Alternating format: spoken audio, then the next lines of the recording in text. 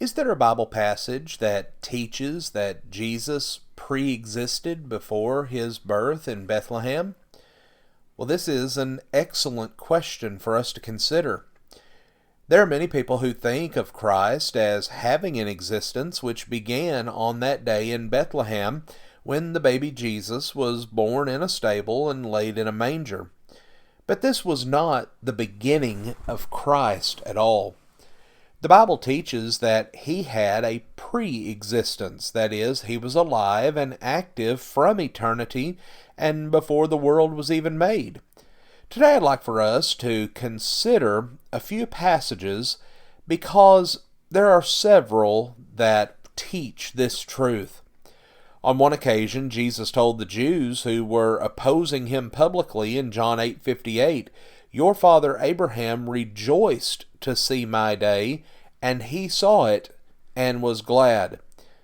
Now, friends, Abraham had been dead about 2,000 years at the time Jesus said these words to the Jews.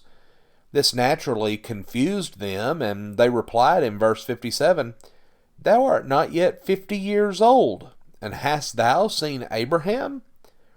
Unless Christ had been around longer than his fleshly age, they felt that it would not have been possible for him to have had dealings with Abraham 2,000 years earlier. But notice Jesus' reply in verse 58, "Verily, verily, I say unto you, before Abraham was, I am."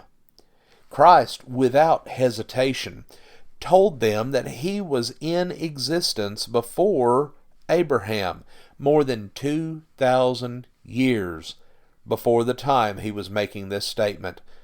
Now, this greatly angered his audience so much that they took up stones and were prepared to stone him to death for what they saw as blasphemy.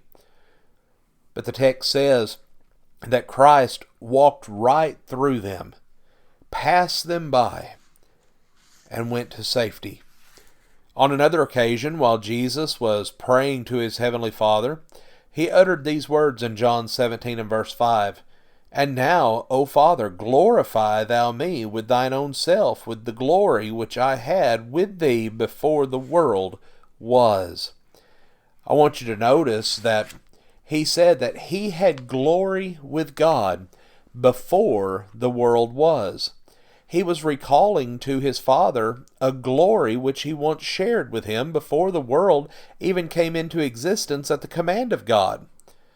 Now, speaking of Bethlehem, there is a prophecy in the Old Testament which foretold that a ruler would come out of that little town, a ruler who would have a pre-existence from eternity.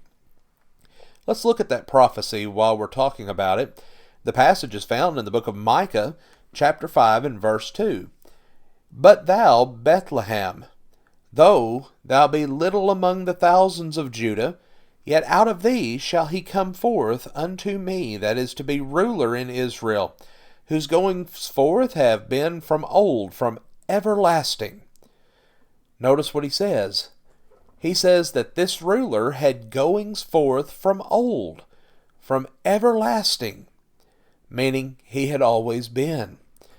But not only did Christ have a pre-existence before he entered into the flesh and was born of Mary with the name Jesus, we see he was also in on the creation of the world itself.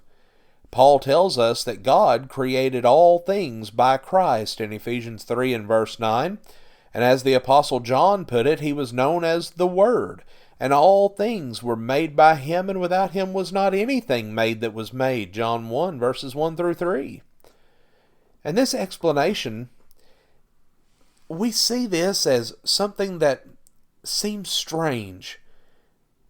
But this explains that strange statement that was made by God at the time that he was creating the world, where he said, "Let us," not "let me," "let us make man in our image, after our likeness."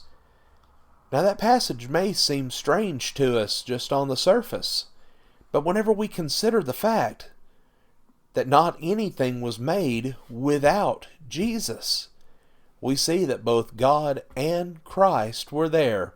Christ was in this pre-existing state.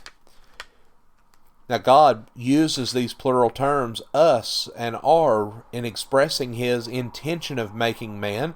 Man was made after the likeness of God and of Christ.